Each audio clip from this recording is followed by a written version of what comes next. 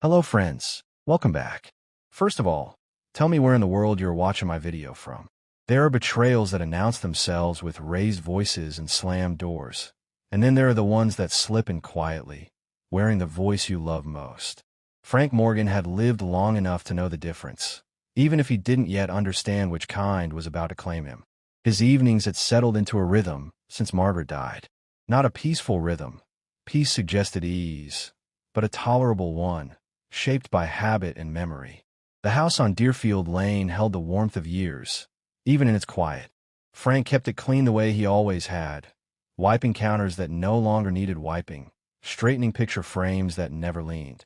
He brewed tea every morning for the smell more than the drink, letting the steam rise and fade like a small ceremony for no one in particular.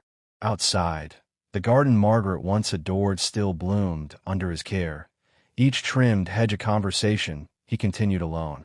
On that night, Lauren called as she usually did, once or twice a week, her voice sliding into the room with practiced warmth. She asked if he'd eaten, reminded him about the grocery app she'd shown him, laughed softly when he said leftovers were just fine. Frank smiled into the phone, the sound of her concern easing something in his chest that never fully relaxed anymore. He told her he might watch the news after they hung up. He didn't tell her he'd spent the last hour staring at Margaret's photo on the mantel, tracing the familiar curve of her smile with tired eyes. Lauren mentioned a trip, a return flight, the promise of another call. "I love you, Dad," she said, the words landing where they always had, deep and unquestioned. Frank answered without hesitation, love moving through him as naturally as breath. Then there was a zipper, a shuffle, a click, close enough to the end of a call to be mistaken for it. He moved to hang up, then stopped. The phone stayed warm in his hand as voices bled through, muffled but unmistakable. Lauren's voice shifted first, losing its softness, settling into something efficient. She mentioned a stove left on, a near miss, a tone that framed concern but didn't quite feel like it. Another voice joined hers, Ethan's, steady, distant, already decided. Assisted living. It was time. They couldn't keep dancing around it. Frank didn't breathe. He didn't sit or stand or react the way people do in moments that later become stories. He simply listened as if his body had turned to wood, as if the house itself were holding him upright. Lauren spoke again, calm and certain. He wouldn't fight it. He trusted them. And then the words that landed hardest, not because of their volume, but because of their finality. The house could sell for close to $1 million in this market. The phone slipped from his fingers and struck the hardwood with a sound that echoed too loudly in the stillness. Frank stared at the floor where it lay, as if it were something alive that had just bitten him. Around him, the house remained unchanged. The clock ticked. The hallway light cast its amber glow. Margaret's photograph watched from the mantel, her expression suddenly unreadable. It wasn't the idea of assisted living that hollowed him. It was the certainty with which they spoke, the ease of it, the way his life had been reduced to logistics. They hadn't argued. They hadn't hesitated. They had planned. And they had done it while believing he would never hear. Frank sat there long after the call ended, the silence settling into him like dust. His mind didn't rush forward to anger or denial. Instead, it drifted backward, as if searching for proof that what he had just heard didn't define everything that came before it. He remembered 1998, the year they bought the land. Margaret had been glowing then, her laughter constant despite the heat and the money they didn't have. He worked overtime during the week and spent weekends digging trenches, pouring concrete, learning skills he'd never needed before because hiring help wasn't an option. Margaret brought sandwiches and lemonade, smiling even when dust clung to her lashes. They built that house themselves, every board placed with intention, every room shaped by hope. Lauren's room was the first they finished. Soft yellow walls, white trim, a crib Frank built by hand in the garage.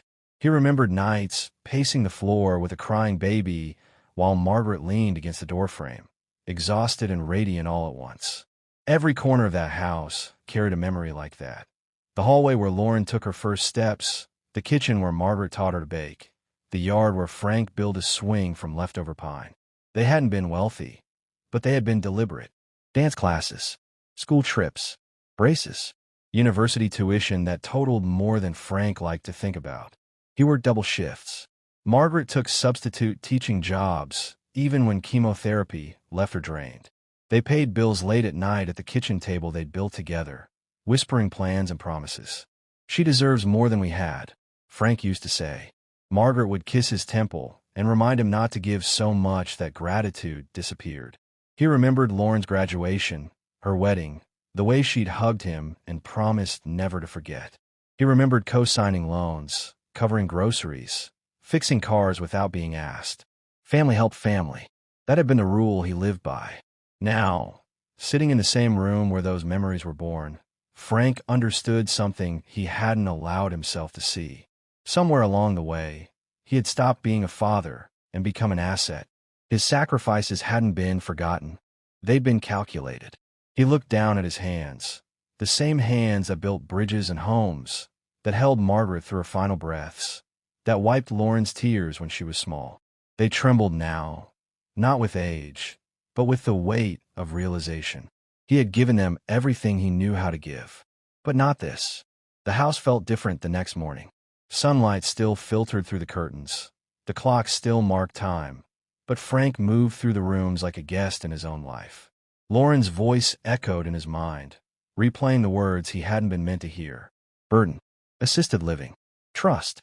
He stood outside her old bedroom, the yellow walls unchanged, the bookshelf he built still holding yearbooks she'd never collected.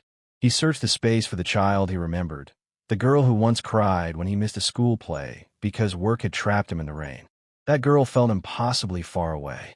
In the kitchen, he traced the edge of the granite countertop Margaret had chosen, remembering how she said it looked like the ocean under sun. It no longer felt warm. The swing in the backyard stood still, the fireplace cold, each space confronting him with the same truth.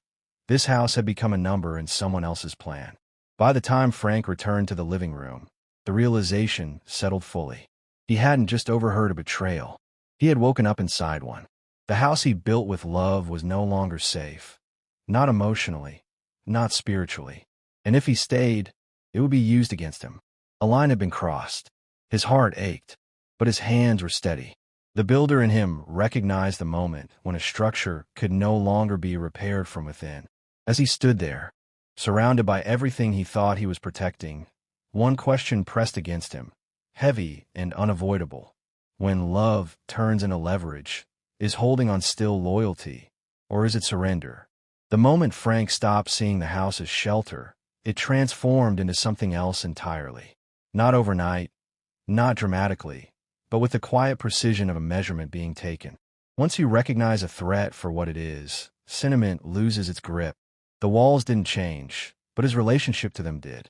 He no longer moved through the rooms as their guardian. He moved through them as a man, taking inventory before storm. Morning light spilled across the hallway floor, illuminating the same scuff from Lauren's childhood bike and the faint dent in the wall where a couch had once been wedged too tightly.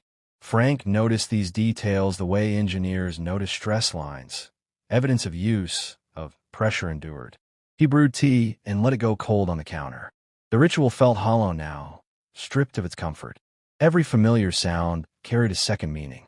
The clock wasn't just ticking, it was counting. What haunted him wasn't the plan they'd spoken of. It was the assumption underneath it. They hadn't asked him what he wanted. They hadn't wondered how he felt. They'd assumed his compliance the way one assumes gravity. He trusts us, Lauren had said. Frank turned that sentence over in his mind, feeling the way it cut differently each time. Trust wasn't love in her voice. It was access. He walked the perimeter of the house slowly, stopping in places where generosity had once lived unnoticed.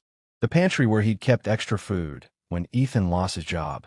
The guest room they'd occupied without paying rent, promising it was temporary. The driveway where he'd spent $3,000 fixing their car because family didn't keep receipts. None of those acts had been met with malice. That was the cruelest part. They'd been absorbed quietly, like interest on an investment no one planned to repay. Frank stood in the kitchen and pictured them discussing him like a project behind closed doors. He could imagine the tone, reasonable, calm, efficient. Concern would be their shield, safety their justification. They would say it was for his own good. They would say he wasn't capable. And if he resisted, they would remind him how much they'd done, how tired they were, how this was simply the next step. He pressed his palm against the countertop and felt the cold stone beneath his skin. Margaret's voice echoed faintly in his memory, a warning he hadn't fully heard back then. Don't give so much that she forgets to be grateful. Gratitude, he realized, wasn't what they lacked. They lacked hesitation. The pause that asks, is this right? By the time he reached the living room, the truth had settled into him with a weight that didn't crush but clarified. This wasn't about safety. It was about control. The house wasn't a home to them anymore. It was equity, and equity demanded action. Frank went to his desk and opened the bottom drawer, fingers brushing past old manuals and yellowed receipts until they found the business card tucked against the back. Todd Fisher, real estate attorney. Margaret had insisted he keep it years ago, her reasoning framed as practicality, her eyes betraying a foresight he'd dismissed at the time. Grief is unpredictable, she'd said. Betrayal can be prepared for. He dialed the number with deliberate calm. The assistant recognized his name immediately, referencing the house on Deerfield Lane, a small detail that reminded him how visible his life had always been, how little of it was truly private. Todd saw him that same afternoon, his office quiet, his demeanor steady in the way of someone accustomed to family catastrophes dressed up as concern. Frank recounted everything without embellishment. The call, the words, the certainty. Todd listened without interruption, his expression unchanged. When Frank finished, there was a pause, not for sympathy, but for confirmation. The house was in Frank's name alone. Margaret's passing had transferred full ownership. Todd stated the facts plainly. No one could force a sale. No one could compel him.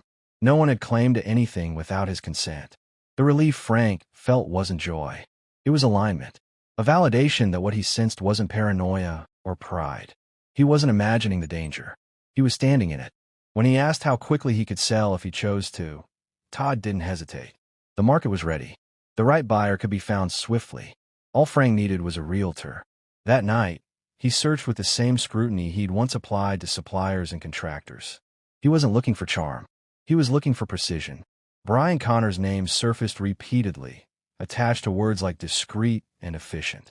Frank called, his voice even as he explained his intent. Quiet, quick, professional. Brian visited the next day. He walked through the house like a craftsman, noting the care and the details, the maintenance done not for resale, but for love. When he sat at the kitchen table and suggested a listing price near 7 figures, Frank didn't react. Numbers had lost their power to surprise him. He agreed without ceremony. That evening, contracts spread across the table where so many family decisions had once been made. Frank signed his name steadily, each stroke final but not bitter. He wasn't punishing anyone. He was reclaiming himself. Packing began the next morning. Not hurried, not emotional, ritualistic. Margaret's coat folded carefully. Photo albums sorted with intention. He kept a handful of pictures and boxed the rest without looking, understanding that some memories didn't need revisiting to remain real. When he chose Sunset Grove, it wasn't out of fear or retreat. It was because the place offered dignity without pretense. Light, quiet, a view Margaret would have liked. He imagined her approving nod and felt something loosen in his chest. Moving day passed without spectacle. He returned to Deerfield Lane one last time alone. He walked the rooms, straightened a curtain, touched the counter. At the door, he changed the locks, not from anger, but from principle. He installed a small camera, tested it twice, then placed the letter on a hallway table, waited with the stone Lauren had once given him. The house was empty when he closed the door. Not abandoned, released. As he drove away, Frank didn't look back. The question that followed him wasn't whether they would understand. It was whether love could survive once trust had been measured and found wanting. And somewhere deep inside, another realization formed, quiet but unshakable. When a home becomes a number, staying no longer honors what was built. It erases it. The day Frank left Deerfield Lane, the house seemed almost smaller than he remembered. Not because walls had shifted or ceilings sagged, but because the weight of ownership had drained from him. Each room still held echoes, his laughter, Margaret's hum, Lauren's little feet racing down the hallway, but now they felt like shadows of life, untouchable and untethered. Frank walked through slowly, deliberately. He adjusted a curtain, polished a brass handle, ran a finger along the edge of the counter. And finally, he closed every closet door with care. The boxes he packed were quiet rituals, not frantic acts of departure. Margaret's gloves, her apron, Lauren's baby blanket, family photographs, all folded, labeled, stored for memory, not for future use. He left the furniture behind. It wasn't abandonment. It was allowing the house to exist in a way that no longer belonged to him emotionally. Every room he left untouched was a monument to precision and respect, the same way he had built the house originally, beam by beam, nail by nail. At the door, Frank paused. His hands felt steady, his breath even. He changed the locks, not out of fear, but necessity. He installed the camera, a silent observer, just out of sight behind the porch ivy. Then, carefully, he placed the envelope he had written on the hallway table. The letter was not anger. It was clarity. Not accusation, but explanation. It was the kind of goodbye that left no space for negotiation, no room for guilt to take root. 3 days later, when Lauren and Ethan returned, the driveway empty of his car, the locks became the first of many revelations they hadn't anticipated. Keys refused to turn, faces drained of confidence, entitlement turning to confusion and then disbelief. The envelope caught Lauren's eye immediately. Her hand shook as she opened it, reading aloud what she had once assumed she could command. Frank had removed herself from the transaction entirely, leaving behind a presence that was firm, measured, and unassailable. He didn't watch them long. From Sunset Grove, he observed only long enough to see the realization settle on their faces. It wasn't triumph that moved through him. It was certainty. He had exited, yes, but not as a victim. He had exited as the only person in control of what mattered: his life, his dignity, his memories. The silence in Sunset Grove was not emptiness. It was sanctuary. Morning sunlight slanted through the windows, brushing Frank's journal and the faint scent of lavender in the air. The routines he had once performed in a house filled with echoes became acts of meditation here. Tea brewed slowly, newspaper read carefully, steps traced along shaded garden paths. Each gesture was deliberate, a reminder that he still existed outside the calculations of others. His mind returned often to the day the locks changed. The way Lauren's confusion froze her features, the way Ethan's frustration bubbled and then evaporated into helplessness. They hadn't taken the house. They had lost the man who built it. The house remained a structure, but Frank's presence had moved elsewhere, intangible but resolute. He thought about forgiveness. Not for her, not for Ethan, but for himself. Forgiveness was a window, he decided, not a door. He could leave it clean, visible, and open if they sought it, but he would not linger waiting. His love for Lauren remained, carefully tempered by the knowledge that respect cannot be demanded and boundaries cannot be blurred. He could hope she would awaken to that truth one day, but he would not be the vessel for her discovery. Days passed with a quiet rhythm. The garden, the library, the shaded paths, they became his sanctuary, a place where grief transformed into clarity. Margaret's memory lingered in corners, in small rituals, in the quiet turning of a page in his journal. He had spent decades building bridges, homes, family. Now he spent his time unbuilding expectations, releasing attachments, and reclaiming a peace he had long deferred. Evening descended slowly, casting gold, and rose across the trees outside his window. Frank closed his eyes and breathed in the stillness. The lesson was clear, hard-earned. Love without respect is a roof without beams. Eventually, it collapses. Letting go was not giving up, it was survival. And in survival, he found grace. The world beyond Sunset Grove continued, indifferent to what had passed. But Frank's life had shifted. He had chosen himself, his peace, and a quiet, unwavering dignity.